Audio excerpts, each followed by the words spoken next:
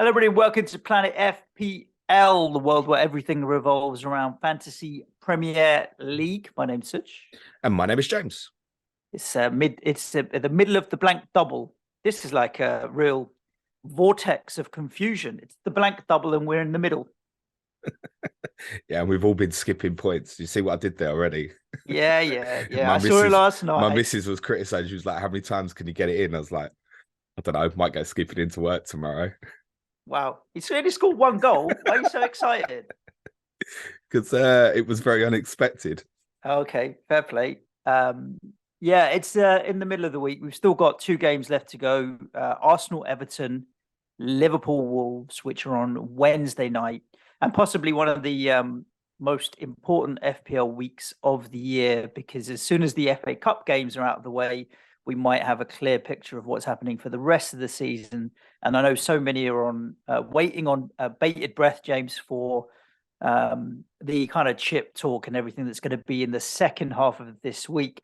So let's just couple of things, preempt everybody. There's a chip podcast coming on Thursday after the FA Cup. So can we also say he's not going to be first thing? Like, if you're waiting for it at lunchtime now, like, please don't, because I'm coming back from Sheffield on Thursday morning, so it's going to be late afternoon Thursday. Yes, don't panic. And the other thing is, like, a lot of people said, "What's your chip strategy?" So I'm like, I'm waiting for James to tell me what my chip strategy is. So well, just on that, I mean, look, we'll cover it on Thursday, and I don't think so much is going to change this week, and we'll cover it again before deadline. That there's no point going overly in it now. But I know a lot of people will be waiting on the game tomorrow night, which is almost the biggest FPL game of the season, Fulham against Leeds. A lot of people are obviously going to have sort of treble Arsenal, now treble Liverpool, bits of other teams like Kepa, for example, and going to be really nicely covered for game week 28. And people then think, I don't need to do anything for 28. And then you either, depending on how you set, you run through 29, or you free hit 29, you wildcard 29. There's a lot of people stressing over 28 and want Leeds to win. As I tweeted Saturday night, might be better for everyone if Fulham win and just get rid of these Liverpool players, because they didn't look good Saturday. And I am, not solely because of Liverpool, for a number of reasons, I may be activating the wild card in the next few days. I've looked at a strategy several times over of wild carding this week, different ways of doing it. Sorry, hang on. So are we talking about in the middle of this game week that's live, yes, or as soon as No, in this game week. Yeah. Okay. Yeah. In this game week. Which, in terms of, James, you missed price rises. The only one I've missed so far is David Raya, of the players that would interest me. And he's going to keep getting attention because of Brentford's double next week. So I'm not stressed about that. It's dependent on the cup results. And I think for me, if Fulham win, I'm going to do it.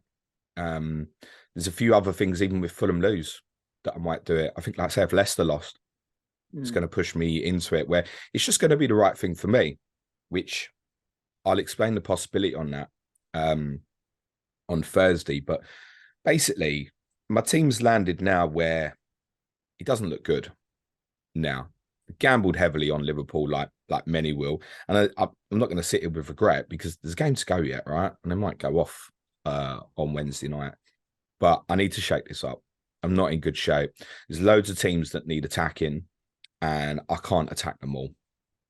And looking further ahead, I think the key thing for me is, the big question mark was, if I wildcard now or next week, is what a lot of people will do, can I maneuver the remaining problems later in the season if I do it? And I very much think that I can. That's what's key.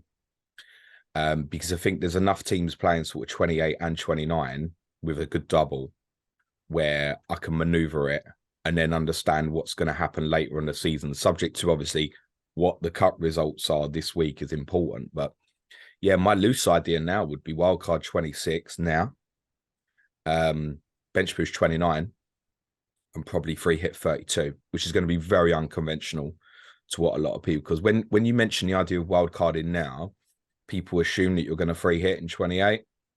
No, I don't think it'd be necessary. I think that's how I can maneuver this problem. And the next problem is I can set myself to cover up everything now and still use the free hit for whatever my problem is, be it 32 or 34 later in the season. That's the idea. the other quick thing that people keep saying, why now rather than next week? Well, the reality is everyone's going to have a good team next week. Even if they don't have many sort of Brighton and Brentford players, for example, for the doubles, all the big teams have got a good game next week. They don't necessarily this week. So for me, it's now. What the other thing that does is, as well as part of the plan, puts another transfer in the bank, right? As part of the plan going forward. So doing it now is going to save me some points later on, no doubt about it. So it's not to say I'm definitely going to do it, but it's strongly under consideration for me at the moment. Okay, cool. And your game week so far is going. Been skipping points like everybody else, Suj. So did you take any hits this week? Yeah, -4. Although the best solution for me would have been the -8, which I was considering, which was the madness double Liverpool defensive, would have been Alisson to go with Trent, because that would have also meant buying Ollie Watkins, who obviously scored again. So I took -4. I went the big Liverpool 3, Trent, Salah, Darwin Núñez, sold Aki for his very fortuitous clean sheet. Man City just can't help themselves. Mo Salah. Sorry, not Mo Salah. Kevin De Bruyne went, obviously didn't play at all. And Harry Kane scored, much to my delight, yesterday. So technically, I'm 3 points short of Aki and Kane. Plus and -4 makes it 7. Do the 3 Liverpool players, well, admittedly, Darwin Núñez might not turn up. Do the other 2, do they get 8 or more? I think it might still work out, to be honest. So it's like it's gone badly and it might still work out. And there'll be lots of people in that scenario where they're probably actually behind on their hit at the moment, but it could be made up this week, particularly if you've gone in for Arsenal players as well. Definitely fancy them to get returns on Wednesday night against Everton. Liverpool's the confidence is just not quite there at the moment in the same way. My returnees were White, Trent Alexander-Arnold, and Mr. Erling Haaland, who I didn't captain. I captained Saka. How about you, Suj? A bit better. I took a -4 as well. I'm on 48 points as it stands at the moment. That's pretty good. My risk was obviously Nico Williams and Rico Lewis in that starting 11 and nothing on the bench. In the end, Rico Lewis, who had dropped out of the team, plays. Hey, with 20 minutes to go, you're looking at 12 points now. And Nico Williams obviously ended up losing all of his points because of the goals that West Ham scored. So, yeah, difficult. But the 2 Liverpool that I'm up on my hit because I sold Martial, didn't play and is injured, so he had to go anyway. Kevin De Bruyne didn't play. Luke Shaw didn't play. So it's going to be pretty impossible for me to not be up on this. The players I bought were Evan Ferguson, because setting myself up for a couple of weeks from now and I needed to find some money. Mo Salah, but I didn't captain him. I captained Saka. And Virgil van Dijk, who on top of the clean sheet, mate, cleaned up maximum bonus. So that 9-pointer from Van Dijk looks like a haul almost, really, considering what was out there. My returnees were Ben White, Saka, same as you. The clean sheet doesn't count. Van Dijk. I kept Harry Kane and Erling Haaland. And I've still got Saka, White, Odegaard, Salah, Van Dijk to go. Okay, nice. Do you know where you're at with strategy? Are you going to say no, aren't you? Which is okay. Yeah, to be honest, no. Like, I'm not panicking about my Liverpool assets. Like Van Dijk, for me, we spoke about this on the Diff show in the back end of last week, was if you end up buying a Liverpool player, you may end up holding him if you're not going to be thumping in your wild card or chips or whatever. Van Dijk was one that I was like, you know what, at his price, cool, he can sit there because he is consistent. And if they keep a clean sheet, you might pick up bonus. Salah's what an if. Salah's in and out. I mean, Salah can stay a couple of weeks, go if I need to free up money. There's millions of options in midfield that I can go to. So I've only got the 2 of the Liverpool guys there anyway. So yeah, I'm fairly relaxed about it at the moment. I've obviously ended up because I've still got Rashford and Trippier sitting there. So yeah, I'm fairly open-minded, I would say, at the moment, James. Okay, it's not a bad thing, but I think the advice for most people would be by Thursday you want to know. You want to know what your plan is. I think I will. And as part of that plan could be, I'm not doing anything at the moment, and that's okay. But I think it's okay to have mixed ideas now. but we really should understand what's important over the next few days. And on Thursday, coming into 26, it's time to decide what that chip strategy plan is going to be. And that chip strategy plan can still have flexibility. For example, if I wildcard this week, I might be free hitting 32 or 34, maybe even 37 if I can manipulate that quite well. But I think loosely, it's time to get that plan in place by Thursday. Agreed.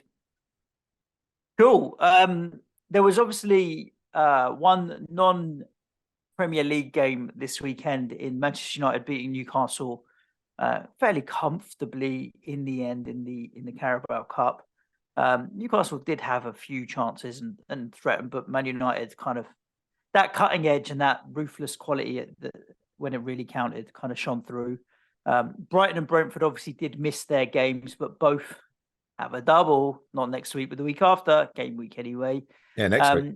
And so their considerations as next game week, sorry, I'm trying to be clear. So not 26, 27. So yeah. And they both double in 29. 29 as well. So we are considering their assets very strongly, which is part of the call for you to want to wildcard, I'm sure. Marcus Rashford scores again, look lively again. I mean, he is in the form of his life at the moment, isn't he? Own goal. Okay, but still, he was there to hit it, mate. Yeah, even Trippier was getting forward down the right for people that still own trips or what have you. So there's still assets in amongst those four teams that people may be considering, particularly Brighton Brentford with the double.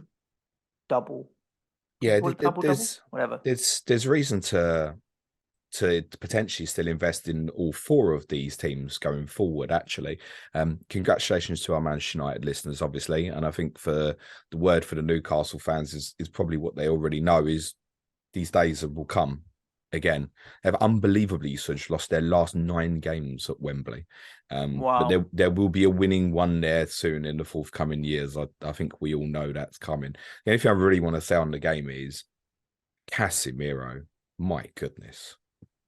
So good. He has fucking transformed that team more than I think most of us could have imagined that he would. And I think there's as much to be said for what he brings in terms of leadership and that kind of thing, as well as a player.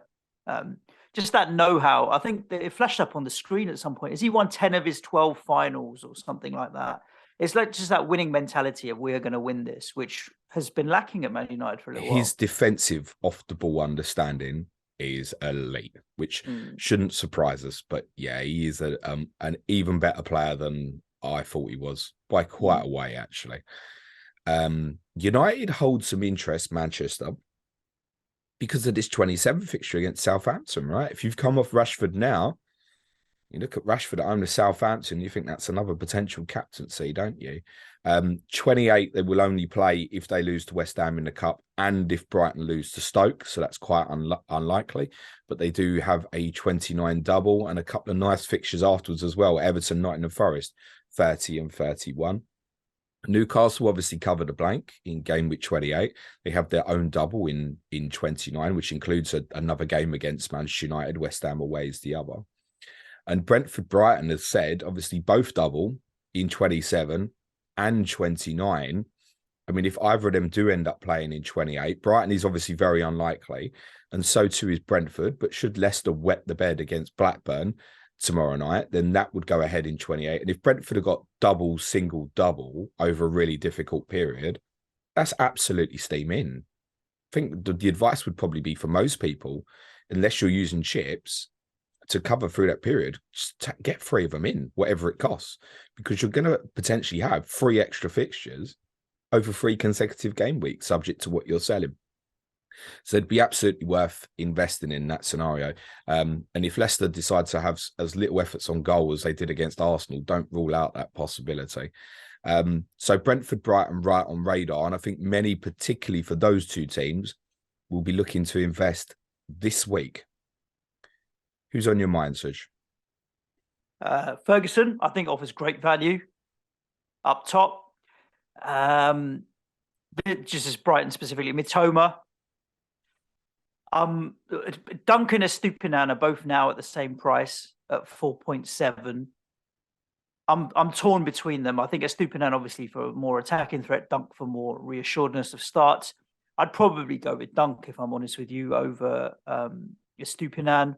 So those are the three that I would pick if I was picking three Brighton players right now. Brentford, David Raya is a given. He's a good price. He's the top scoring goalkeeper in the game now, which I'm quite surprised by that. Literally, Suj, last summer we all identified that he was great value, and yet most of us haven't owned him all season. Yeah. David Raya is definitely one. You can't look past Ivan Toney, obviously, but at 7.6, I think a few people 8 yellow cards. Yeah, may struggle to get to him. So I'm not as hot on Ivan Toney. I'd maybe, if I was trying to move the budget around, maybe just go with Mbomo. That's it from Brighton, if I'm honest with you. Raya and one attacker, whereas with Brighton, I'll probably go 3. Yeah, I think you've mentioned most of them. A shout out for Ben Mee, obviously, and I think Ethan Pinnock and Rico Henry as well. The reason I didn't go with Ben Mee is the 5 million price tag. I just don't know if I want to be spending 5 million on a Brentford defender. I know, again, you can argue the case. Look, he's up there as one of the top. I don't know, where is he on the defender goals point scorer? He's 6th now. 6th now, but 3 Arsenal, 2 Newcastle above him. So it's literally 2 teams that have got more points than him. But 5 million seems a bit pricey. Rico Henry at 4.5 might be better. Yeah, I'd particularly if I was going Raya, maybe going double, I'd probably maybe save on Ben Mee. I think Pinnock is an interesting alternative to Ben Mee. I like Rico Henry. I think most of the listeners will know that by now. You didn't mention the Brighton player that's of most interest to me though, Suj. McAllister. Yeah, I mean, Solly March. No, Alexis McAllister is the one I'm very, very interested in, based on Brighton's last couple of games and where he's played. He's had about 7 shots on target in the last 2 games, I think. Yeah, and no attacking returns. So. If I was to wildcard this week, David Raya would be a definite. McAllister would be a definite. I'd find it very difficult not to go Toney. I think those 3 would have to go in. A Brighton defender, I personally would probably prefer Estupiñán over Dunk. I think he came off early against Fulham as a precaution. Otherwise, I think his minutes are okay. And it might be, even though I'd have the luxury to get 6, it might be that I just go 4 and go, that's enough, maybe. It's okay. I think if I went 6, it'd have to probably be double Brentford defensive, I think, because I'm not going Toney and Mbumo. So it would probably be Rico Henry for me. And I think if I went another Brighton, it would probably be Matoma. That would be what's on mind at the moment. But I think the main one for Brighton for me currently would be McAllister. And for Brentford, difficult to look beyond Toney. And Raya's going to be very popular. We've seen he's already gone up in price this week, which is an unusual one considering they've not had a fixture. So there's a lot of consciousness, I think, of for people trying to fix a goalkeeper problem. Yeah, indeed. Cool. Should we talk about some of these games from the weekend, James? Well, it wasn't just the weekend. There was a Friday night game as well. We can laugh about some things. Danny Ings had a higher XG than just about every team at the weekend, I think, which is remarkable. I mean, his 2 goals were pretty much on the goal line. So if they didn't have an XG... I mean, to be fair, the first finish is pretty good. It is. Don't get me wrong. You can easily get ahead of the ball there and not make a clean contact. No, I get that, but I wonder what the XG on that chance was. I mean, look, it would have been pretty high. The XG on Kane's goal yesterday was about 0.3. Okay, the XG... If he makes contact, he ain't missing, so I don't know how it can be that low. 0.78 on that goal. Yeah, that would sound about right. What part of his body did it go in off? I have no idea. Yeah, it doesn't matter, does it? Well, let's go back to Friday first, James, which was Fulham 1, Wolverhampton Wanderers 1. I enjoyed this. I didn't get to watch it, I'm afraid. It wasn't a great game. And listen, I've watched 5 games over the weekend, and none of them were particularly great, to be totally honest. I enjoyed this because I think it's the most I've enjoyed watching Wolves for a really, really long time in a Premier League game. I enjoyed watching them at Liverpool in the FA Cup 3rd round back in January. It's the first time I've really been able to sit down and watch them properly. And I had naturally eyes on because my team plays them this coming weekend. Good, you know. He's got a good vibe going on there, Lopetegui, where he's changed the system. They're essentially playing with one player a little bit further up the pitch, just doing things a little bit faster. Bueno at left back is such an interesting player. Inevitable that he wasn't going to return for us this week, but tell you what, he put some lovely crosses into the box, actually. And he's a good player. I imagine I would expect him to stay in the team. But the only note I'd say is for this particular Wednesday, when they play Liverpool again, Aït-Nouri played in the league game against Liverpool and played really well against Salah. So I wouldn't be surprised if Aït-Nouri plays this Wednesday. But I would expect Bueno to play against Tottenham if he doesn't. That said, if Bueno plays Wednesday, he might not play against Tottenham on Saturday. He might play Aït-Nouri, for example. But yeah, really enjoyed them. Unfortunately, lost Cunha to injury, which might mean that Sarabia ends up in a more central position. He took his goal really well. I know a few of the listeners would have gambled on him, 5.5. I think he got a 10-pointer actually on Friday night, Suj. But yeah, I enjoyed watching them actually. The only thing was, once Fulham scored, and it was undeserved when Fulham scored, Wolves didn't play well after the equaliser. From there on, it looks like Fulham were probably going to be the more likely winner if there was going to be one. Fulham were quite flat. Obviously, no Mitrovic, but we've seen that already this season where Vinicius played and scored against Chelsea, for example. Mitrovic didn't play at Brighton. I know they were very fortunate in that game, but won the game. They were just a bit flat. Atmosphere was dead, which can often happen at Craven Cottage if the game's a bit flat and they're not overly playing well. Manus Solomon is one to keep an eye on. He's scored as a sub in 3 consecutive games now. He's 4.9. Problem is the fixtures aren't great. It's Brentford away, Arsenal at home, and then Liverpool maybe. But actually, the Liverpool maybe might be interesting if he's in the starting lineup by that point, and your wild card in 29 or free hit in 29. They do have a good run, 30-32. West Ham at home, Everton away, Leeds at home. So as long as you're skipping 29 now, it's the sort of one where I think when you land on 28, you might be interested to buy. You might think, yeah, Solomon against Trent. I might have some of that. It might sound ridiculous, but you might be set up in a nice enough way in your team that you think, I can punt that. And there's some good fixtures, potentially 30-32, with the caveat, obviously, the 32 fixture against Leeds could go. Or at least one of them's going to be in the quarterfinal because they play each other, obviously.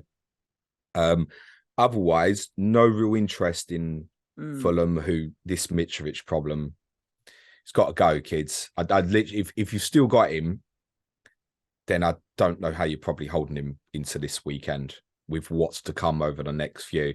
It's the sort of one where, let's just say that Leeds do beat them in the Cup and the fixture against Liverpool's on, you're still going to hold it through these difficult fixtures when you say, I'm not going to move Mitrovic to Tony because Mitrovic got cover 28. But are you not better chaining that and going, say, Tony for the next 2 and then maybe Watkins in 28, something like that? Ferguson gives you money if you went that way, potentially. The only issue just on Ferguson, just to touch on, Suj, is obviously it is a dangerous one if people are looking to bench boost in 29. The one thing I should say about my wild card is there's every chance I will leave a ridiculous amount of money in the bank. I mean, genuinely up to as much as 10 million.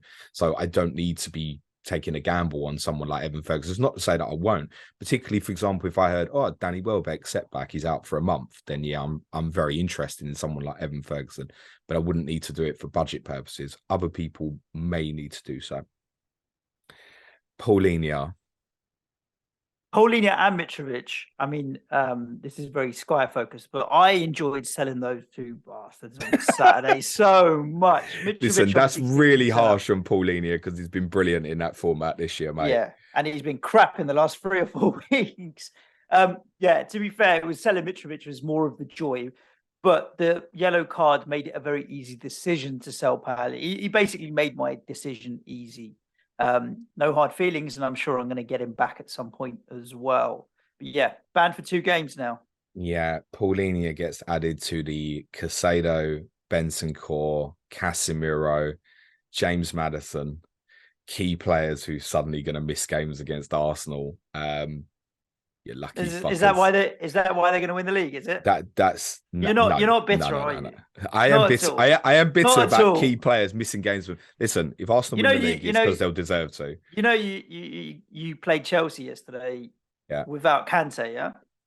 Listen, it's different. They haven't played with Kante you played for West months. Ham without Zuma, yeah.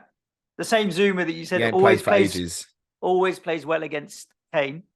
Just said it just always injured players. Yeah, and I also said Thiago Silva always plays well against Kane when he went off injured. So we could get very quickly distracted into Sky because I bought that bastard as well. Yeah, same as that, mate. Yeah, I did. Yeah. Oh, I feel your pain. Yeah. Anyway, FPL. But yeah, Paulina out now for a couple. Does that make Brentford and Arsenal more attractive? 100% by miles. And also, obviously, Lukic came on. He did okay second half, new signing they got in. But Harrison Reed went off at half time as well. If he's out as well, I don't know what they're doing now. Because as a partnership, Harrison Reed really complements Paulina really well. We haven't got the information on Reed right now.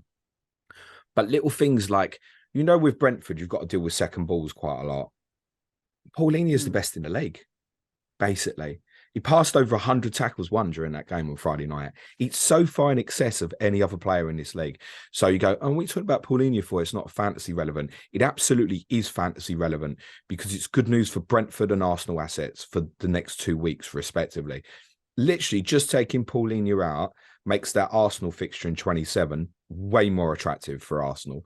And it definitely does for Brentford in this week as well.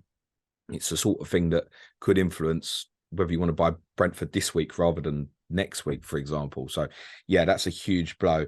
I thought Willian, just as a side note, was very, very quiet. And I highlight that because every time I've watched Fulham this year, he's been vibrant and has been quite good. He moved to the right later in the game when Solomon came on. And I just wonder if Mitrovic isn't back for Brentford. I think the obvious thing, because Brentford are a very physical team, is to play Vinicius again. But the right thing to do would probably be Solomon in the team and just have a willing runner like Decordova-Reid will come into channels and ask different questions. Might be better for them.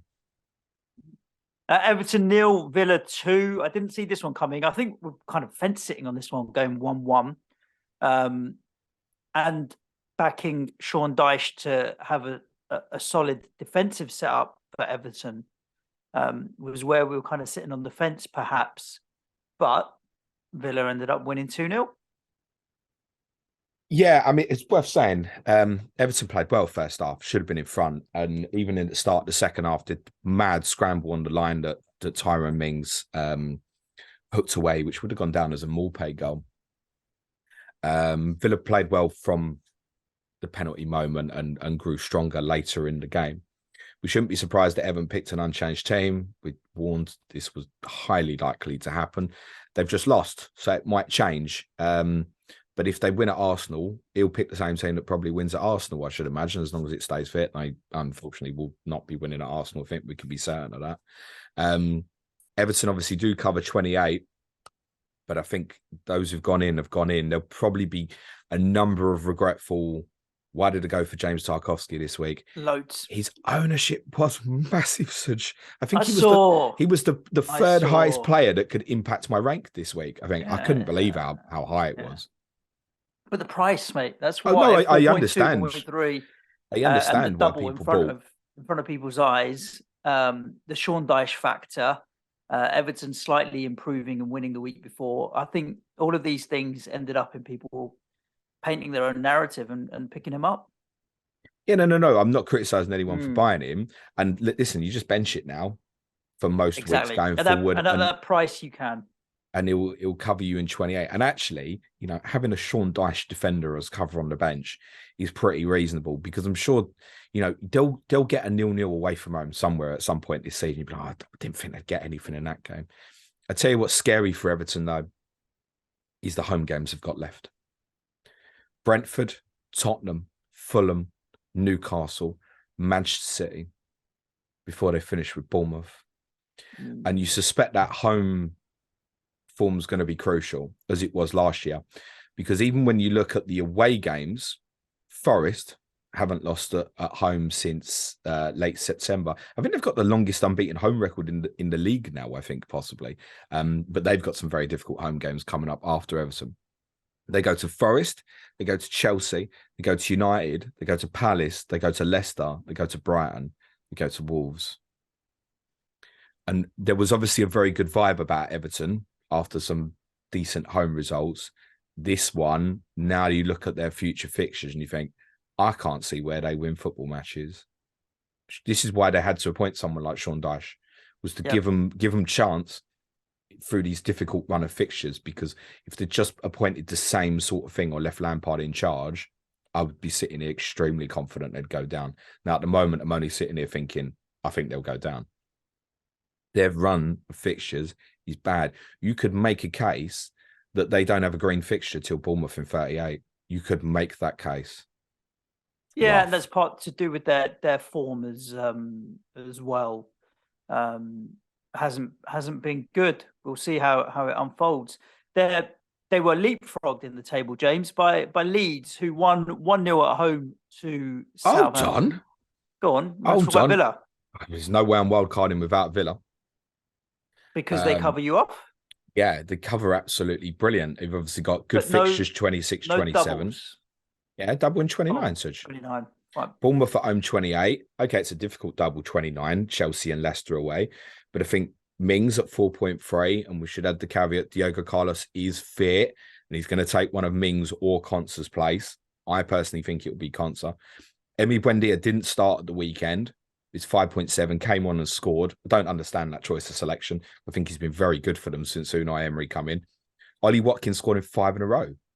I don't know if he went up. He was 7.2. I don't know if he went up in price last night. It might be 7.3 now. If not tonight, it will be very soon.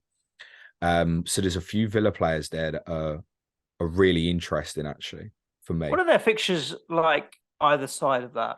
Well, they've got Palace at home this week, which is reasonable. Then they go to yourselves, West Ham. Bournemouth is 28. It's Chelsea, Leicester away, 29. In 30, we've got Forest at home. 31 is Newcastle at home. 32 is Brentford away. That's a confirmed fixture. 33, Fulham at home.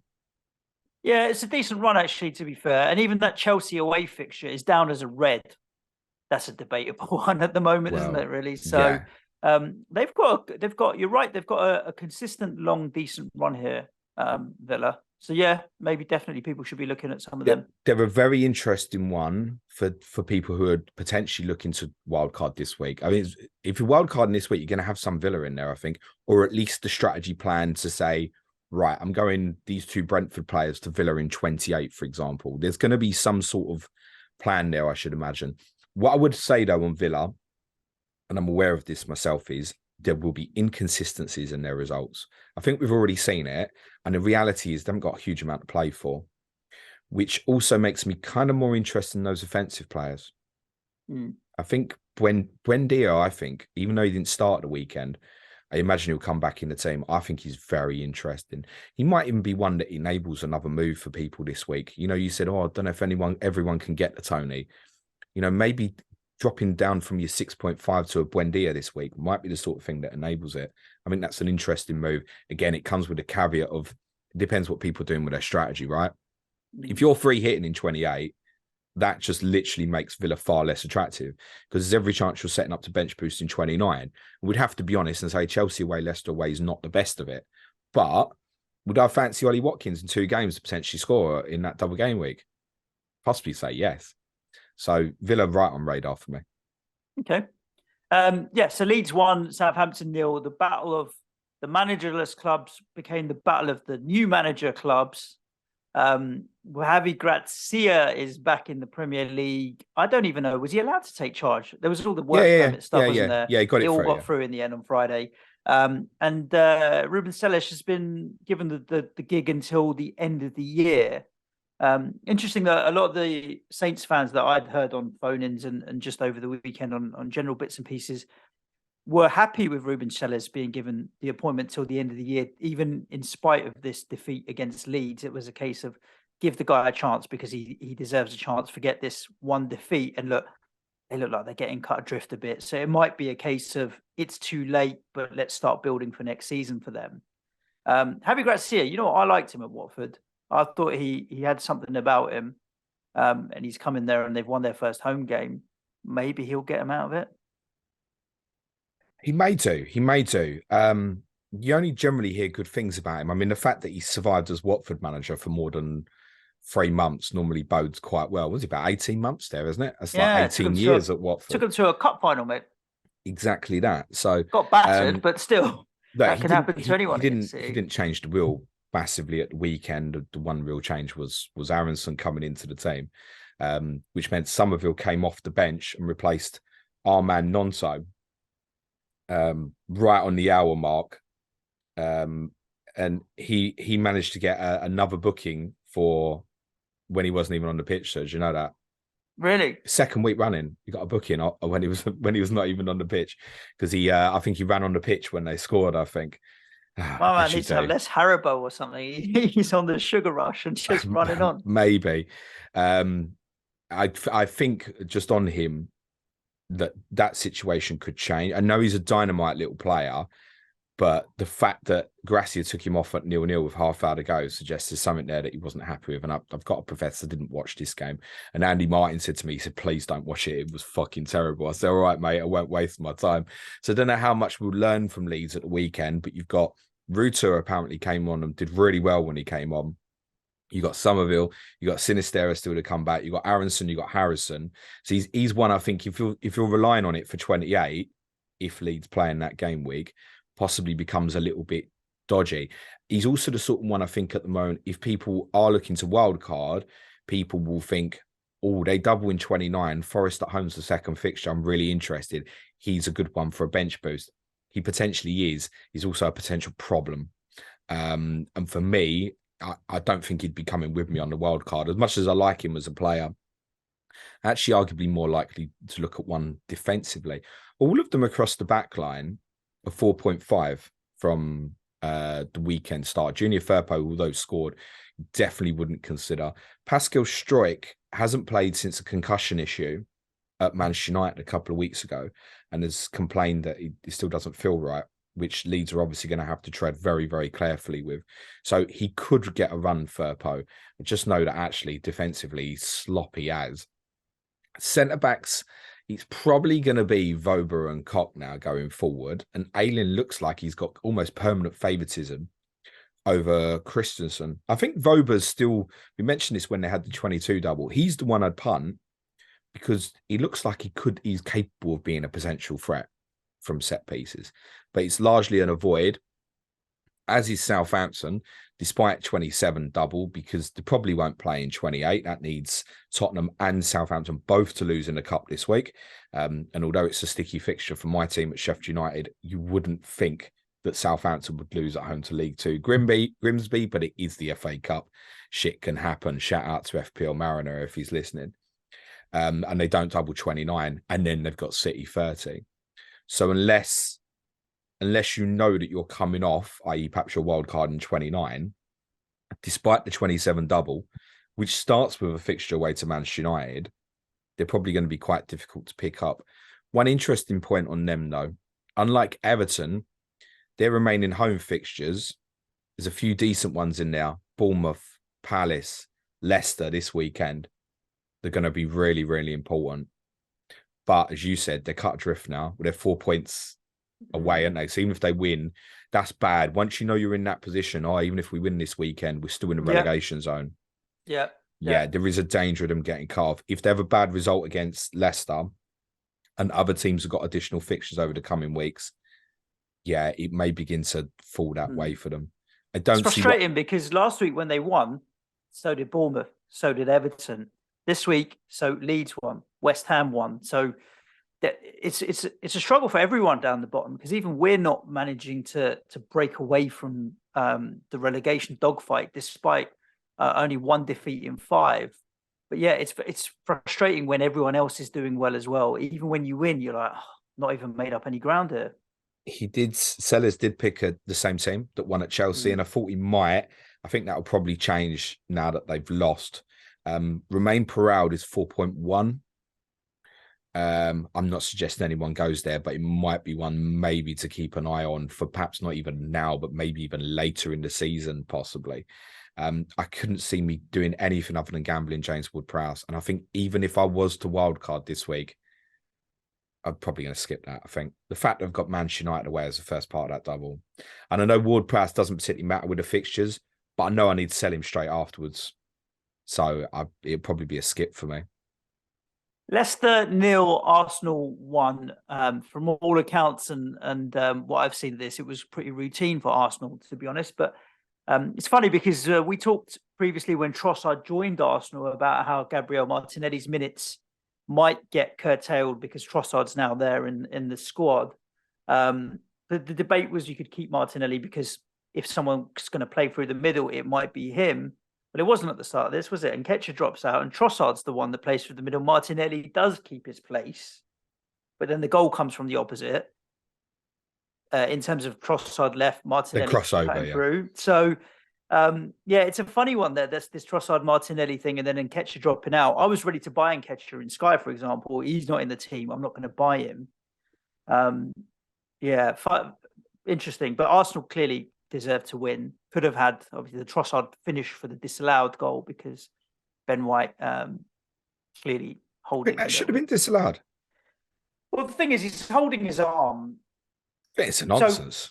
To be honest, if I'm holding, if the thing I was thinking about it from two ways, right? If someone's holding my arm, I can't jump, and it's a bit hard to move one armed. But also, you can come and try and hold my arm as strong as you want. I can just yank it out. That's exactly it. Thank you.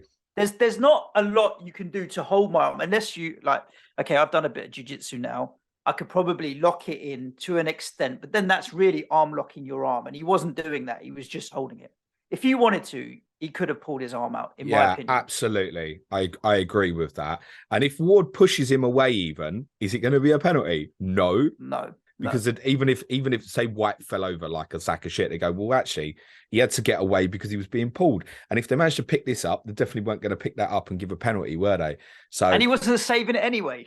There was also that.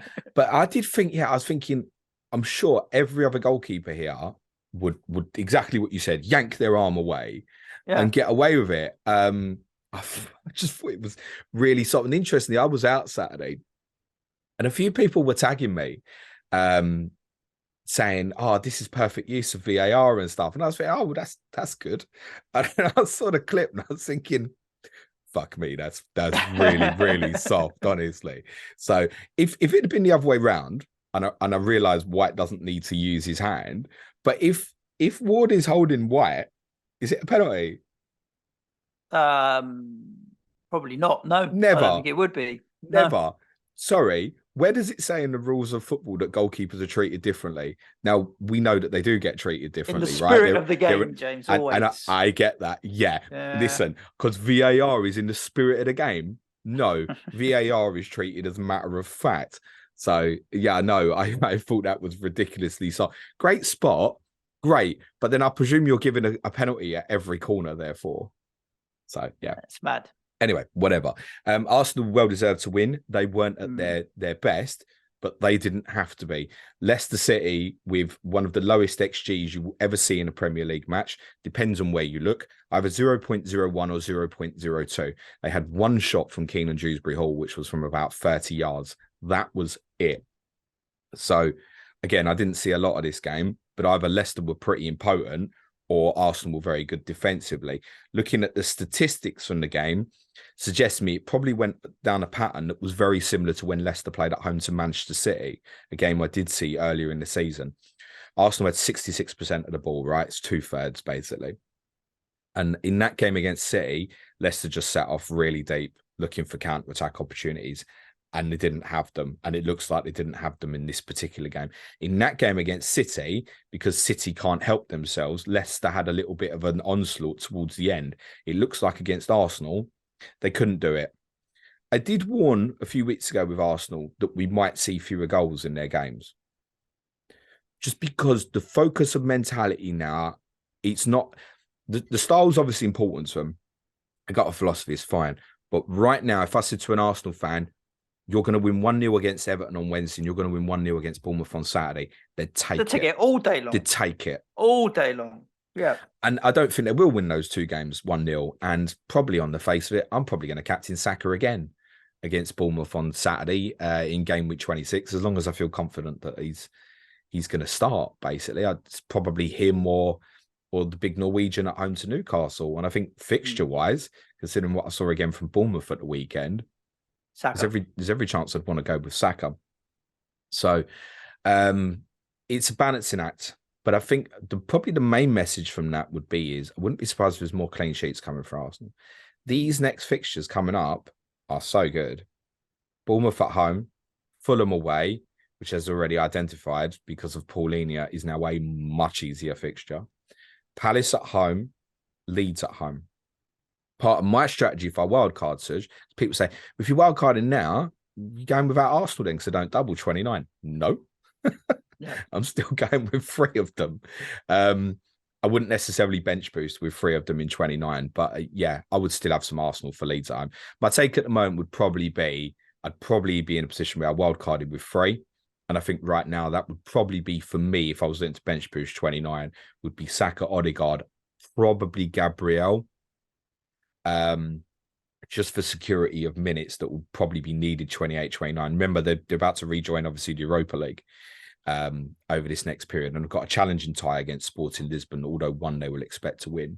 And then it's probably sell 2 on 29 for players who've got big doubles, people like Bruno Fernandes, for example, because afterwards they go to Liverpool as well. And as much as we can say, oh, Liverpool, but actually in some of the bigger games, look at Liverpool's results this year against City, Newcastle, Tottenham. In some of the bigger games, the mind's focused and they sit off a few more yards and they seem a little bit more comfortable at the moment. Leicester have gotten the ball. The problem is when they've got the ball, they tend to make more mistakes.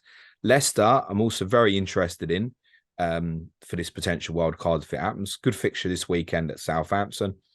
May play 28. I mean, that's a really important game, Leicester-Blackburn in the Cup for strategy. And they've got a good double 29. Palace away, Villa at home. And that's followed by Bournemouth at home in 30. I would say on my plan, bench any assets I've got in 31 away to City. And then Wolves, Leeds, Everton. And that Everton game, should they progress in the Cup, could also be part of a double. So they've got, it's probably quite hidden, but a really good run of fixtures as well, Leicester. And obviously the you one do want Madison to be absolutely well again. He's unwell, right, at the moment. Knee injury, isn't it? Ongoing knee problem. I thought he wasn't well. I mean, well, if he's got a dodgy tummy, he should have played. I thought he wasn't well, but I think this knee problem's ongoing. And again, for potential bench boost in 29, you got to be conscious that he might look at a period with Villa and Bournemouth at home in the space of 3 days and go, I want to rest him for one of these. And Iheanacho, of course, is interesting as well. Now, the problem with Iheanacho is, although he looks like he's going to play at the moment and did have a goal disallowed, but he was about 10 yards offside at the weekend. By the time we get to like 29, when I need it, that situation could easily change, couldn't it? Because Rodgers is weird like that. As much as we all think, or as much as we think, if I look at Watkins and Iheanacho now, I'd probably buy him Watkins because I need it. I need it for 28, 29. Let's say even Leicester do play in 28. Oh, I fancy Iheanacho. Yeah, but over the course of like looking forward a month's time, could easily, I'm going to give Daka a run. I can't see that happening where Watkins comes out the Villa team at the moment. And unfortunately, that does impact your psyche of the decision that you're making. It's a few I don't know if it helps you, James, but it was illness. He has had an ongoing knee problem, but he passed the late fitness test for the knee, but then was ill overnight. Shut up. He missed Arsenal because of illness. James Madison is missing from the Leicester squad to face Arsenal with illness. Madison, who captained City in the last 2 matches, has been struggling with his knee in the week. Due to have a late fitness test, he passed that, but was ill overnight. That, James, is Leicester Mercury, not some random BuzzFeed website. Yes, he was unwell, James Madison. I feel even worse about it now. You can still buy that. Like the likelihood of him coming back from an illness is more than the likelihood of him having an ongoing chronic knee problem. It's not often I pull stats from Match of the Day, but goals per game without Madison this year, right? 0.8. Goals per game with him, 1.9. And if you're wondering about the sample size, it's 1.9, 30 goals scored in 16 games. It's 0.8 goals scored, 6 goals in 8 games. So there's decent sample sizes for both of them. And there's a clear difference. They are just not the same team without him. He's very important. Timothy Castagne, I think, would be really interesting as well, Suj, 4.4. But Danny Ward's there, isn't he? It probably depends. If I wildcard, I think I'd probably go Raya and Kepa. Okay. No, Raya and Kepa would probably be the balance that I'd want. And then that suddenly brings the likes of Castagne into my thinking, I think. But then again, Ricardo Pereira's back fit now. Ryan Bertrand's in training. There are threats. Harvey Barnes' 6.7 is not one I'd rule out either. Cool. Let's talk about West Ham 4, Nottingham Forest 0. You mentioned it earlier, West Ham with a XG higher than a lot of teams, 2.73.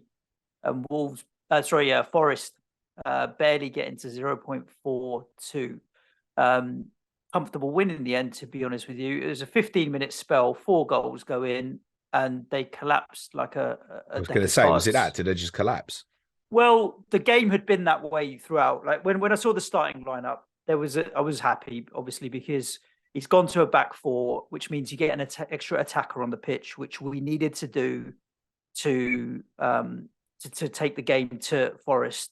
Danny Ings' first start, which was good to see. We bought him for a reason. Ben Rama, who's been one of our better players all season, back in the team, having missed the week before.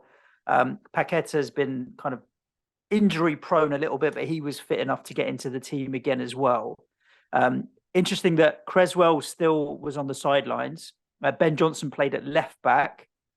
So it's clear that he only fancies Emerson when we play a back 3 or 5, whatever you want to call it. Other than that, he's not going to be playing Emerson. Second half, he took Soufal off, put Ben Johnson to the right, and brought on Aaron Creswell. And my God, he was shite. He was so bad.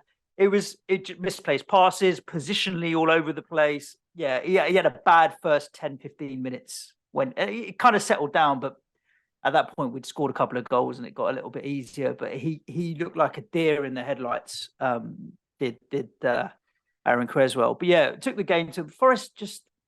They're a bit, use the word impotent shit away from home. They just like, at no point did I feel threatened by Johnson, Gibbs White and Chris Wood. At no point did they really get in behind, or there was nothing threatening about them. John Joe Shelby obviously played, and he has a good record against us.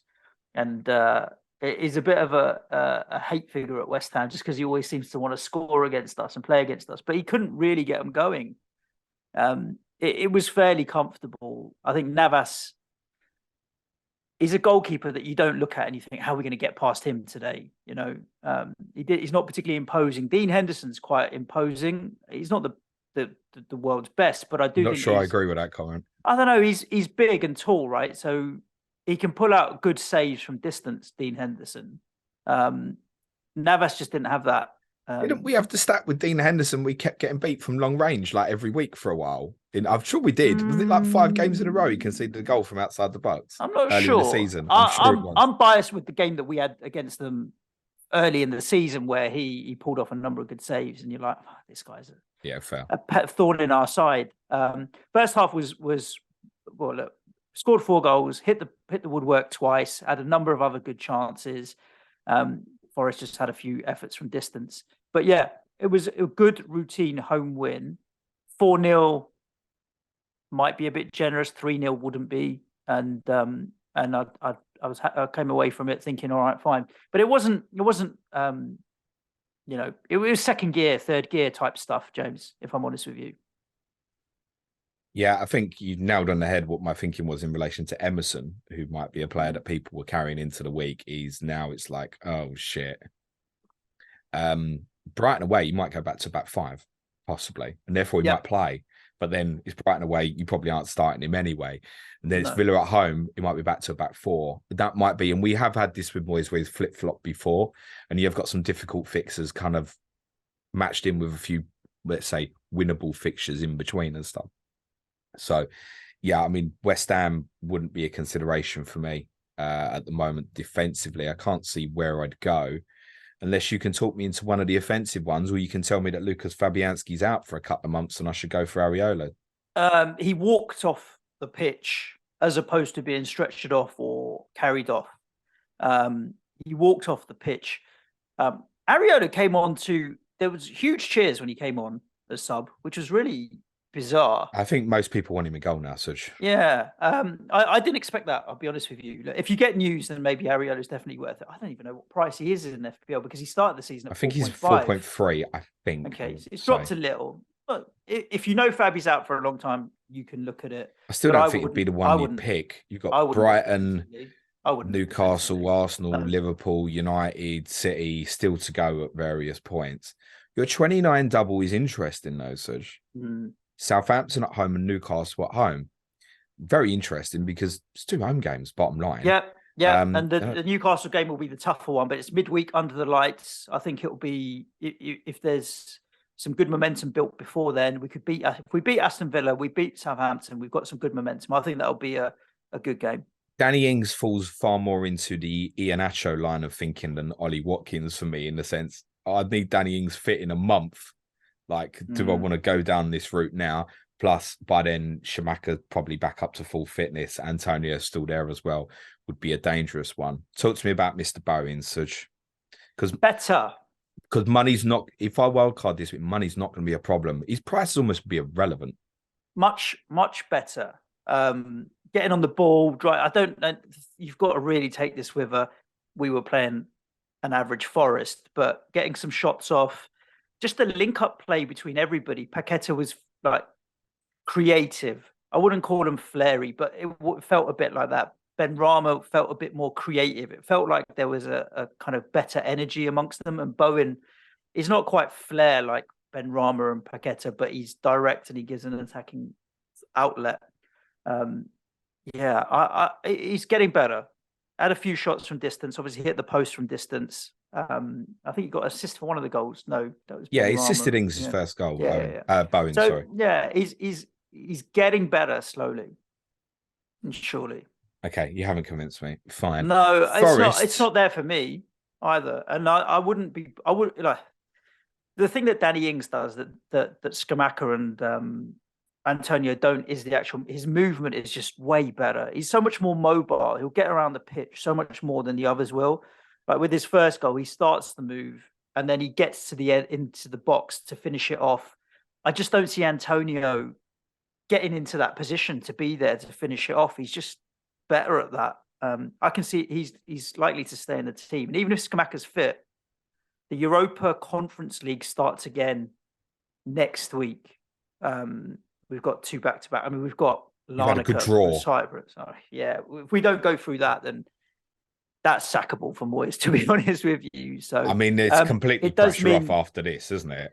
Yeah. We should go through in that, but then we're into the last 8, and then you're like 2 games and it's a European final. I know it's a Conference League, but it's still a final for a trophyless club like us. So there will be a bit of rotation with the Thursday, Sunday stuff coming back. That's the other thing I'd be wary of. Yeah, agreed. On Forest, you're probably looking at too deep at FPL when you've noted down that Worrell was 4.2. But they may be interesting in the sense that they play Newcastle 28 and then the double. And you could make the case that their 29 double of Wolves at home and Leeds away might be the best double in 29. Wolves at home, Leeds away. The home fixture, yeah, potentially. If it was the other way around, not so much, maybe. But they don't do much away from home. But Ellen Road is the sort of place where they might. Wolves at home is basically a derby vibe. They don't like each other that much, those 2 teams. So it's a decent double. And obviously, if you've invested in 28, there's a few potentially to look at there. If you had to buy Johnson or Wood, which one would you buy based on what you saw at the weekend? Oh, Johnson. He's 5.7, Wood's 5.6. Yeah, that's not Johnson. Okay. Gibbs White, how did he play? They didn't have much, mate, to be honest with you. Nothing particularly that got me worried or threatened at any point. Fair enough. Yeah, just Moving on. Yeah, it wasn't. It just wasn't that their day. To be honest, we controlled the game fairly comfortably, and yeah, I think they are a different beast at home. Nottingham Forest Interestingly, they've still got Newcastle to play at home, Manchester United, Brighton, and Arsenal. All at still got to home. go to the City Ground. Yeah, Everton at home this week's big. Yeah, They'll think they're going to win it. I think most and people will think Forest will beat Everton on their own patch. they've got a chance. Don't be surprised if Sean Dyche's Everton rock up and win 1-0 at Nottingham Forest. It's how football works sometimes. Bournemouth 1, Manchester City 4. I don't want to talk about these bastards because Sky bleeds in, but Ake Akanji and Edison start. I really wanted to tweet, don't fuck this up, clean sheet, you bastards. But I knew I was going to tempt fate. Fucking tempted fate. Anyway, They these can't help guys themselves, mate. these guys are pricks. They do it on purpose, I think. I've had enough of them. I don't care if Haaland scored. Foden, yay, you're back and you're assisting and scoring, and Alvarez, and great. These players that none of us own because we never know when they're bloody going to start. I've had enough of these. And even that fucking Rodri, 63 passes. Okay, I'll take him off on 55 minutes. Thank you, Pep. He's my second least favourite bald person after you. The Sky podcast is on Wednesday for everybody's benefit. Manchester City have now kept. How many clean sheets are kept this season? 0. Wankers. No, they've probably done. They've played 24 games now. I'm going to go with. That sounds about right. 8. A third of their games. I believe, Suj, that you're absolutely spot on with. Oh wow, 8. a third. 25 games they played, so just under a third. Which also happens to be the same number as Liverpool, by the way. If you were trying to keep an eye on that, City have now kept fewer clean sheets this season than Tottenham. And you've conceded more goals than like the bottom half of the league team. Yeah, we've got 9 clean sheets. Brentford are also on 8. So everyone's pillaring Liverpool defensively, right? Kept the same amount of clean sheets Man City. Brentford have got the same amount of clean sheets. Even Tottenham now have got more clean sheets than Man City. Chelsea are only 1 behind. In fact, now Chelsea must have more as well. I was just looking at Kepa's had 7. I don't know if Edward Mendy. Yeah, Chelsea same amount of clean sheets as Manchester City 5. this season. So it's like, why do we even put ourselves with this headache with the City defensive players from week to week? Because Rico Lewis is 3.9. The way they're playing now as well. Yeah, but when isn't he going to play? I don't know, mate. Exactly. He's a problem that I need to solve rather than a great asset at a great price. Well, you'll be keen to maybe watch tomorrow's People's Poll podcast or listen to it, which we'll speak about in a little bit, which will be a little bit more of extra City chat, perhaps on people like Rico Lewis, for example. I want to tell you about the mad thing that happened to me is I was out on Saturday, as I already mentioned, and knew I was going to miss the start of this game. Said to the missus, because obviously Sky goes in her account, and said to the missus, do us a favour, take Bournemouth Man City. So I got in about 6:15. It's basically half time, right? I'm thinking a little bit of forward in here. I can watch all this before Palace and Liverpool starts in like an hour and a half. I could just about squeeze this in. Anyway, puts it on. Standard fucking definition, isn't it? Mm. Oh, mate. When was the last time you tried to watch a game in SD?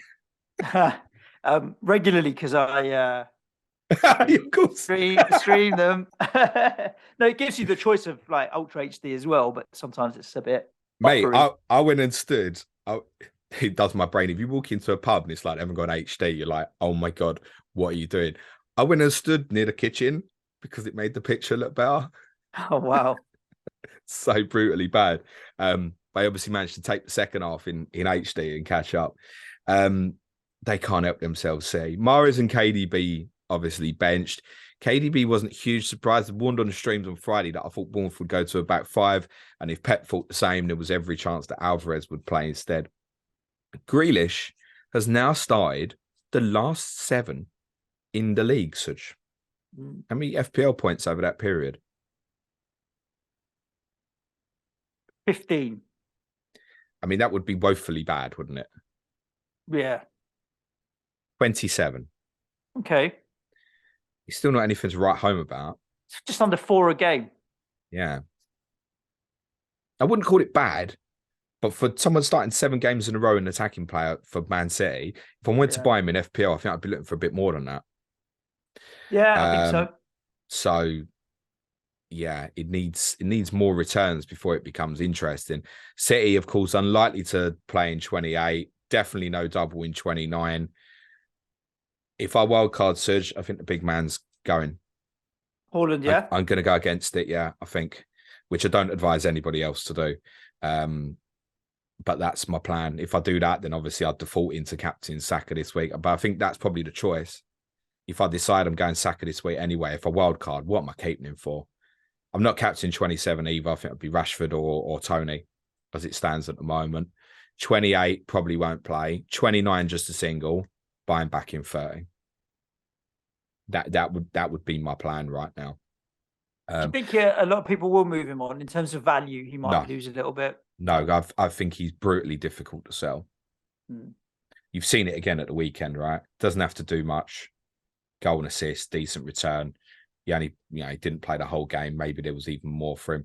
I think he played particularly well, personally. No. It looks, the more he drops deep, the more awkward he looks on the ball, actually. I think people are happy. You almost want him to drop deep. In the penalty box, he's got the best movement of, in fact, in terms of movement in the penalty box, it's nearly as good as any forward I've ever seen in terms of movement inside the penalty box. When he drops deep, you're very, very comfortable with that. It looks awkward compared to other Man City players on the ball. So, yeah, I'm thinking of potentially moving on. I think people should consider it. It'll open up a lot of money that may help you maneuver these few weeks, subject to what you're doing.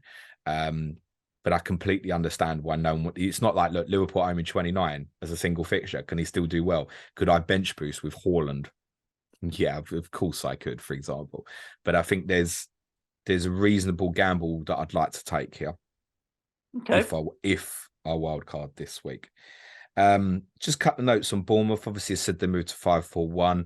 Tavernier was obviously back last week, scored, injured again. We don't know the prognosis of that yet, but they hadn't won a game since he last played. He came back, they played one game and they won, and obviously beaten again. Not that I suppose he'd have made a huge amount of difference in this one. There's a couple of Bournemouth assets that are quite interesting, maybe, though. Traore, just purely on price, it's 4.5. And maybe for those who are looking to maneuver towards a bench boost in 29, he could be the sort of one where if you bought him now, it enables money somewhere else, covers 28. Double in 29 is not bad. It's 2 home games, Fulham and Brighton at home. And obviously you'd bench him otherwise going forward at that price. And Solanke at 5.5 is interesting. Building up fitness. Obviously, look, do I want to buy him this week? Arsenal away. No, if I stuck him in on wildcard, I'd probably bench him this week with what I've got, and possibly even 27 as well. But Villa away, 28. They conceded 8 in their last 2 home games. And then that double is not bad. And have a decent little run of fixtures, 32, 33, 34 as well, but won't double in 34. And there's no chance of that unless West Ham made the FA Cup semi-final. And even in that case, there's no guarantee they'd double in 34. But yeah, those two are interesting, I would say, Suj, but it's probably an avoid. There was a massive disparity between the quality of these two teams. Man City got bored. This is what happens a lot to Man City in these games. You get bored, start thinking about the next challenge. Even Pep's substitutions, like playing Gomez like as a 10, basically, later in the games. He's thinking, it's an opportunity. I ain't played him as much as I thought I would. Let me give him a free spirit. And the guy starts trying to smash shots from 30 yards and that. So, I mean, it rubs off like that. The manager starts making changes like that. He's sending a message, isn't he? Take Rodri off for 35 minutes ago. It's not being critical, but it says we've won. Everybody knows that. So they just become really sad. Bournemouth could have got a couple by the end. And if I'd have said to you half hour in the game, Bournemouth will score here, you how?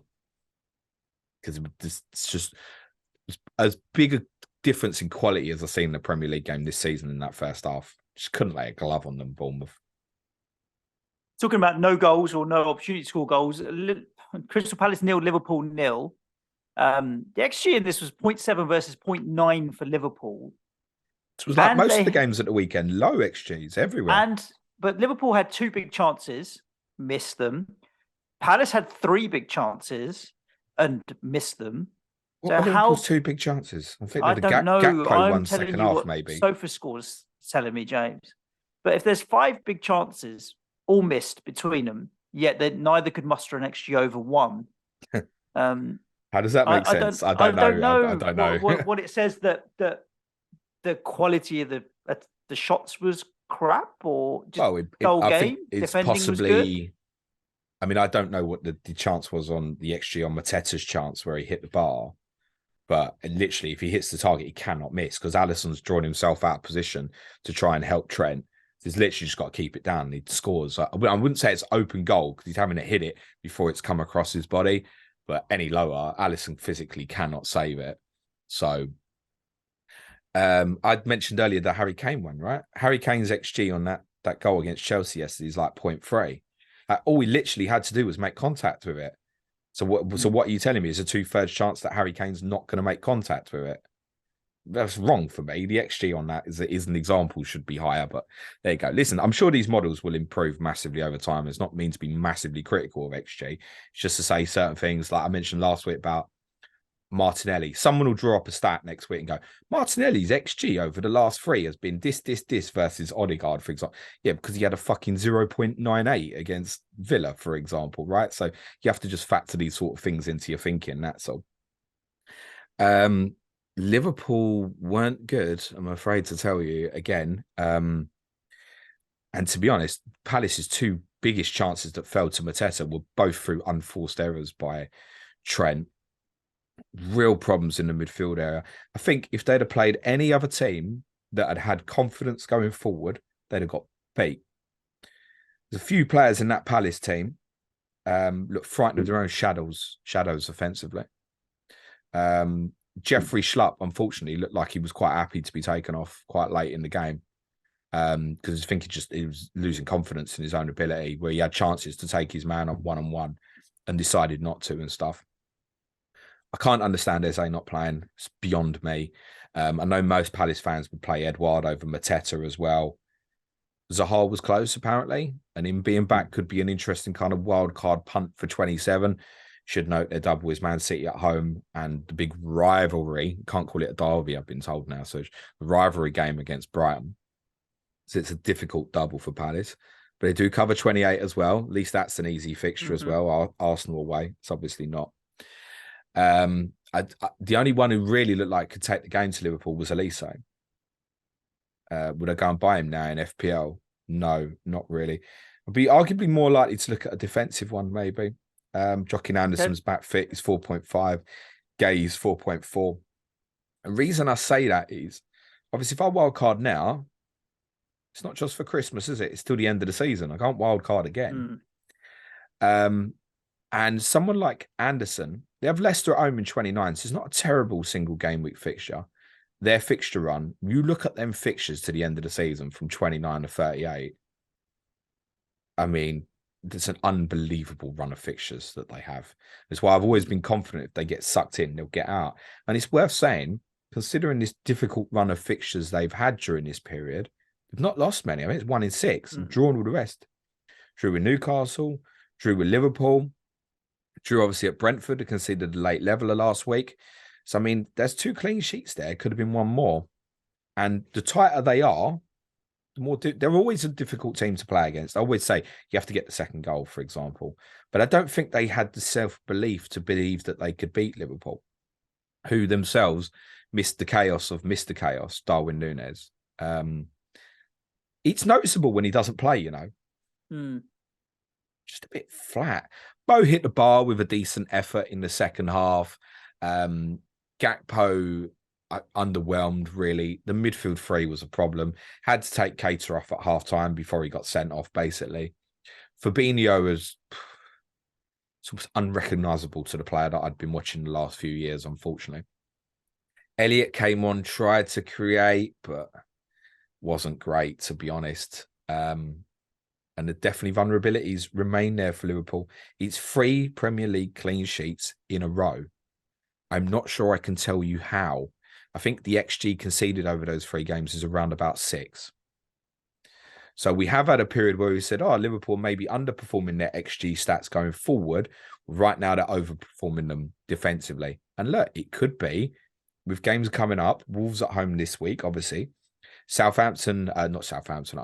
Bournemouth away in 27, and maybe that Fulham fixture in 28. This is why I was always tempted to look at the double defensive. It's not even judging Liverpool. It's judging the opponents. Is any Liverpool player in this squad worth their value right now for the game? No. Agree. No, none of them. But it doesn't mean what you've got. Again, that if you're sitting there with 3 Liverpool, 3 Arsenal, and 3 Newcastle, and if they all end up playing in 28, I don't know how you're not just going to run through. Like when I talk about wildcard, be so many people going, James, I don't understand how you could. And I get it. You're sitting there with a great team for 28 and stuff.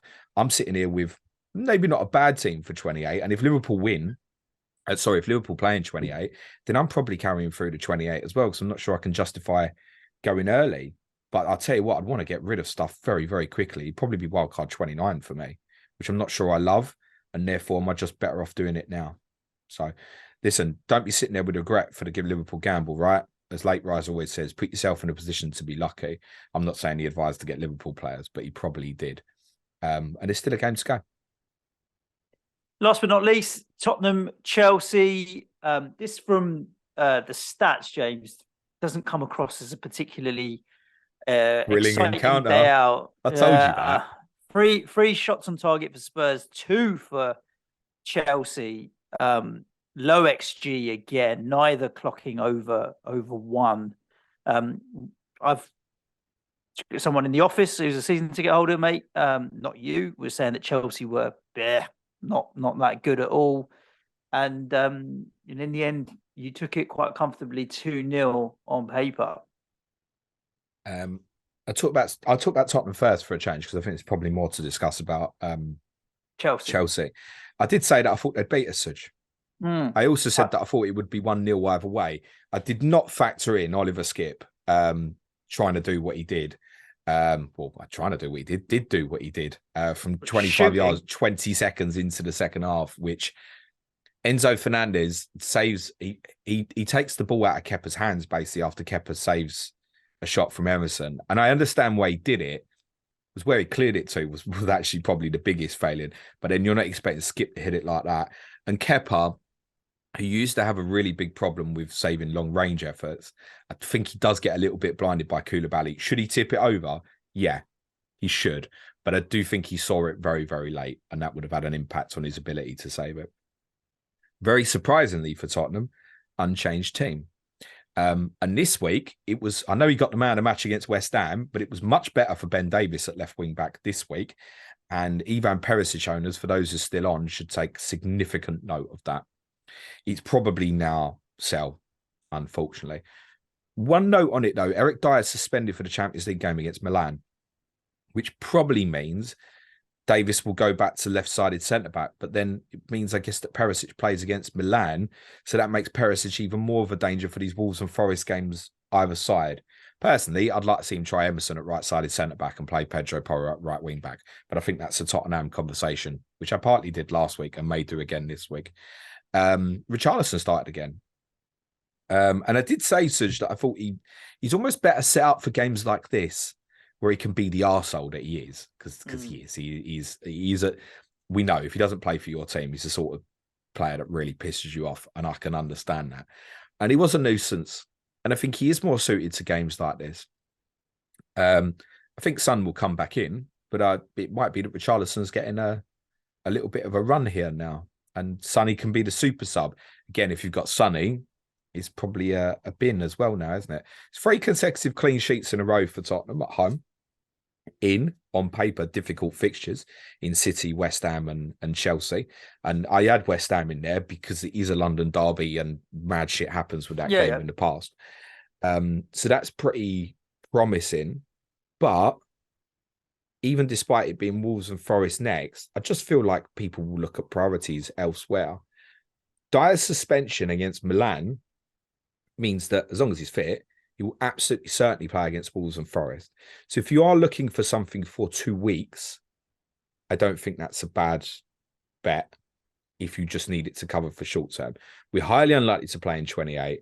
We're not going to double in 29. However, if you want a player that just runs you through, and I think potentially if you've got cover for 28 and you don't want to bench boost 29, something like Dyer becomes more attractive when you look at Brighton at home and Bournemouth at home on the other side, 2 more home games in 30 and 31.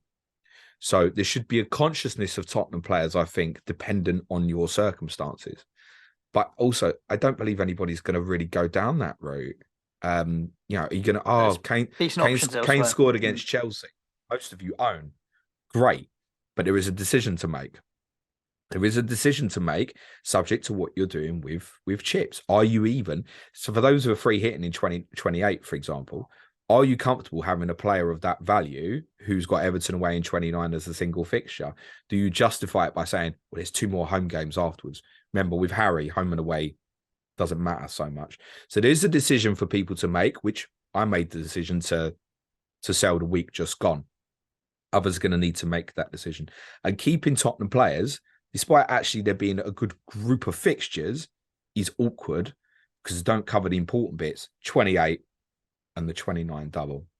Chelsea were shit. I mean, going since 1990, and I can't think, we've beat them well in the past, but when we beat them well, they've been kind of chaotic games like the 5-3 New Year's Day, or when we beat them in 2017, the last year at White Hart Lane, we had an extremely good team at that point. And I wouldn't say Chelsea played particularly badly that night. They obviously went on and won the league. They were a very good team. They'd won like 14 in a row going into that game. I can't remember ever beating them so comfortably, ever, where I'm sitting there at 1-0 and I'm thinking, same as I was against Man City. So I did think against Man City as well. We ain't conceding here. We're going to win the game. And I just think intrinsically as a fan, you fear the worst and you're nervous. Now, I'm not shouting to, hey, everyone, we've won this. Like, I'm not telling anyone, but I'm just thinking this in my head. Felt comfortable, Suj.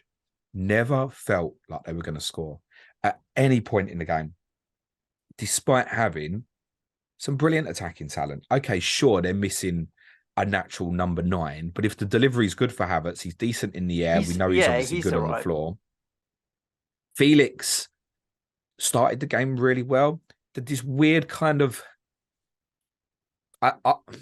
box thing that they had to the left of the pitch within possession. If you look at the possession movement, Chelsea during the game, it's a massive emphasis for short passing down the left-hand side. What the idea was behind that, or whether it's just something that naturally happened, I don't know. But there are some bizarre things when you also look at the statistics. I said that I thought that they would box us in, as in create a box around Højbjerg and Skip. Didn't happen. Didn't happen. Ziyech on the right obviously held, where that gives them the hybrid shift to move Chilwell obviously high on the left side, where it becomes like a back three. But even within that, I expect them to create a box around Højbjerg and Skip where they would dominate the ball. Didn't do it because despite trying to push Chilwell high, Sterling kept holding his width. It's not criticism of Sterling. It's obviously under instruction. So they only had Felix behind the two. And what Tottenham did to counter that was exactly what it did in Man City. They pressed Eric Dyer into midfield to go in hard against Felix. And once he got whacked to cut the times, he didn't fancy it. The refereeing was bad, by the way. Not biased one way or the other. It's just a bad refereeing performance. I'm sure most neutrals would agree with that analysis. So Chelsea didn't create the obvious overloads in the central areas. Is one massively bizarre statistic, Suj. I want you to go and have a look at Ruben Loftus-Cheek's passing numbers from the game. Because Enzo Fernandez had over 100. And his midfield partner, Ruben Loftus-Cheek, had, Suj, 28. Right, how does that happen? I'm not sure. Now, I get it. They don't like each other. Loftus-Cheek is jealous of Fernandez's World Cup winners medal. Fernandez played to the left of him, okay? And like I said, that a lot of Chelsea's ball possession orientated went towards the left-hand side and didn't come and switch back through short interplay down towards the right-hand side. That is a bizarre number, though. Bizarre. I don't think I've ever seen a disparity between two midfielders as large as that in terms of completed passes. Loftus-Cheek was a decoy in the whole game. For what? I don't know. I'd need to go and watch it back, to be honest with you. But it didn't use him. He's not a bad footballer. In fact, you could argue, looking at that team, he might even be the best ball carrier to carry them up through the pitch quite quickly. They missed Kovacic though, who I think is a super player, and I obviously thought that he would play. And they obviously weren't helped by the Thiago Silva injury, because the one thing about Thiago is organizational skills, the unseen thing. He's obviously very good. He's a leader of that team. And when it went off, there's obviously you got an inexperienced partnership in Koulibaly, who's not been good for them. Fofana, who's just come back from injury. It looked like Reece James, to me, was the one doing most of the vocal talk back there, who, unfortunately, is not the Reece James you want as an FPL asset right now, because he's kind of right back / right centre back. He has to put the brakes on. So you could make a case at the moment, actually, if you wanted to invest from FPL, you could possibly make the case really dangerously that Ben Chilwell might be the better option. Well, you started the last two, but a lot of people will have Kepa. So whether or not they want to double up, you're then banking on Chilwell's attacking returns. Well, the problem where I think people will want to double up is because the faith you've got in the team offensively, when they've scored 4 goals in 11 games. How is that even possible? Mm-hmm. They've won 3 in 17. But the defensive numbers already mentioned. Same clean sheets as Man City. Kepa's cheap as, right? Yeah. So I understand if you want to look at Chelsea, and with the fixtures, they're difficult not to, right? Leeds at home this week. Leicester away next week, who just had an XG of 0.102. Everton at home is the best fixture in 28. And then in 29, it's 2 home games against Villa and Liverpool as a double. So you've got, over the next 4 game weeks, you've got 4 home fixtures for Chelsea, plus a fixture against Leicester. And they cover everything. So that's why you want to look. And that's why I'd be very tempted to go double. My problem with Ben Chilwell would be, at any point, like Cucurella comes back in, you could have made a case to say, oh, if you need cover for this period, maybe go Thiago Silva, because he's the most likely to play. We don't know what his injury status is now. I mean, in terms of Fofana, Badiashile, Koulibaly, why did Koulibaly play yesterday? I'm sure Chelsea fans, and I didn't think he was particularly bad, but it seems strange that their defensive numbers improved quite a lot with Badiashile. You've got a week break before this game, and suddenly Koulibaly's back in the team. I don't know what the thinking was behind that. João Felix at 7.6 is probably the offensive one that I'd be interested in. I was thinking on the way back on the train from the game about Potter, as I'm sure many people were, whether you support Chelsea or don't, about his future. And I'm thinking at it from a Tottenham perspective. And I think this is where it gets dangerous and they should consider a change. I look at what I saw yesterday and I think, I hope he stays. And I think that says they should consider changing. Because I'm looking at them right now and thinking, you've just spent a sack load of money. You're not getting return on investment currently. I think earlier in the season, we made excuses for him because they had so many injuries, right? Now they don't. Yeah. Now they don't. No. Other than Kansai, I know Kovacic was missing yesterday. Other than that, squad's fit now. Now you should be getting returns out of these. And look, as I said, they've got a really good run of fixtures coming up where suddenly it might start clicking for them. But I just thought Chelsea didn't play like Chelsea yesterday. Remember when they lost to Arsenal in November? And I said they looked weak. It's what they looked yesterday. Look weak. They look like Chelsea. I'm used to a Chelsea team that's physically imposing. Tottenham looked like, and this is embarrassing for Chelsea, Tottenham looked like the streetwise team yesterday who knew how to win the football match from 1-0 up, in control. No real problem. I've got a question for you, James. 2 questions. One is, tell me about their FPL assets. Chelsea? Yeah. Who would you bother with? Because they play in 28. They got a double in 28. Yeah. Well, I think Kepa would be a definite. That's it. And then maybe Felix and maybe one of James or Chilwell, subject to the news on Thiago Silva. But like the likes of Havertz, Sterling. No, I think Felix showed moments. He's quite a clever player off the ball. His movement's good. He's a forward, isn't he? Yeah. Would you buy Felix or Tony? Oh, Tony. Would you buy Felix or Watkins? Right now, Watkins. But Suj, I might buy all 3. Yeah, I can understand that. But for a lot of people, they won't want to sell Haaland. And it's a choice of.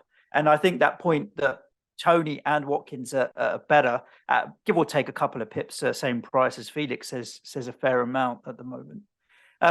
West Ham have had a shit season so far. How many more points have Chelsea got than West Ham in the table, James? You might know the answer to this, don't cheat, but just have a stab. No, I know Chelsea are on 31. West Ham, I'm going to 26, maybe. Is it 5 points? Bit less, 23, but 8 points. I look at that and that's well, mad. They're closer to the relegation zone than top four now. That's mad. 31 points to be 8 points ahead of us. They've won 3 games in 17. Okay. I think Gary Mantle will say this best, a Chelsea correspondent said, right? He says, okay to understand that you wanted to appoint a long-term appointment, but also accept that long-term appointment might be wrong. Unfortunately, on what I saw live yesterday, that team are not responding to instruction and are clearly underperforming the quality level of player that they have. At that point, you have to start asking questions. And you don't just look at yesterday and go, that's an isolated incident for Chelsea, because the results since basically Potter's first 5 or 6 games have been abysmal.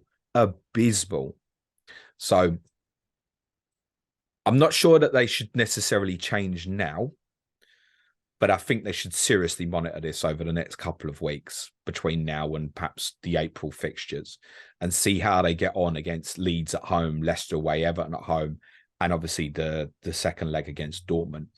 And do you know what? They're very capable of winning all 4 of those games. And with the fixtures they've got left, they could well have a run towards now and the end of the season. But something there has to change, and quickly. Right now, Chelsea feels like one of those jobs. I spoke about this when he got appointed. Chelsea feels like one of those jobs where you need to have almost big cojones to go in there, and a big character and a big personality. And it might be that Potter has those things, but we don't see it externally. And therefore, it can rub off like, oh, is he bothered? Like the process and the philosophy of the game is more important to the result. Well, for Chelsea fans, you can understand the process. What you can't accept is the lackluster performance in your big rivalry game that you got yesterday. And that's why you're going to get a turn now. Look how their away end emptied. I hung around to see if there was kind of major, if he went and walked to approach them. I didn't see Potter go towards them and stuff. But most of them had gone. And most of them had gone long before the end. They knew their team wasn't doing anything. It's like, don't want to be in this shithole called Tottenham anyway, so let me get out of this shithole quite quickly. I don't blame them. It never looked like scoring. I can't ever remember playing Chelsea team, and I thought that 4 goals in 11 games. It's not even possible, Suj. If I told you Bournemouth or Southampton did that, you'd be like, oh, that's unacceptable. James, we're going to record more podcasts this week than Chelsea have scored goals in those games. That's my segue into what we've got coming for the rest of the week. There hasn't been a huge amount of questions on Twitter, but there have been a couple of good ones, and I do want to ask them. So why don't you do what we do every week? Let them know what we've got coming up, and I'm going to pick out a couple of good ones. Tomorrow's People's Poll is predicting Pep, trying to understand how Guardiola potentially picks his selections ahead of actually picking them. It's part fantasy related, but it's part tactical understanding. And of course, I've got the man on who's the guru in terms of predicting what Pep might do. So Luke Williams, FF Scout _ Luke, is going to be joining me for a chat on Manchester City yesterday. And I wanted to do it now because no one's buying Man City players anyway. So no one's going to say, Luke said. It's just a general discussion on what City do tactically and how that influenced decisions. Wednesday's Sky Fantasy Football podcast. Thursday is the Promised Chip Strategy podcast. As said already, it will be later in the day because I've not got to get back from Sheffield. Friday, I'm going to Wolves. Saturday as well. That's a glutton for punishment. Yes, me and wife do love each other sometimes. To no deadline stream Saturday, so I'll do not the deadline stream 5:30 Friday night. There'll be an audio for that as well. Patreon podcast this week, Q&A today. There's a quiz tomorrow. Money in Football on Wednesday, the potential takeover of Sheffield United. Thursday, Tottenham will be reacting to our club's performances in the FA Cup on Wednesday night, and our Game Week 26 preview show on Friday. If you want to support the show, www.patreon.com/Planet FPL, but it is March the 1st on Wednesday. Maybe wait till Wednesday. I would do that, but do come and join us and support the show. We'd love to have you over there. We've got a Slack community that's very active. And on top of that, we also have prize leagues and additional content each and every day, depending on what tier you're at as well. I've had a look through the questions again, James. Actually, we've answered all of them, but there's one that I do want to ask, which I think is quite interesting. And it comes in from Sean. If you are Martin Dubravka, would you take your League Cup medal? Very quietly, yes. I would as well. He contributed. I think it's fine. He contributed. He played for Manchester United on the way to winning it. So yeah, a lot of people might turn around and be the opposite end. Say you change jobs. Say you worked at a certain bookmakers before you joined Ricardo, the company, and say you'd worked for them for 9 months of the year, and then they said, by the way, James, because you did 9 of the 12 months, you get a bit of a bonus. You get 75% of the end of year bonus. Here's $2,000 or something. You're not going to say, I don't work for you anymore. No, thank you very much. You're going to fucking take it.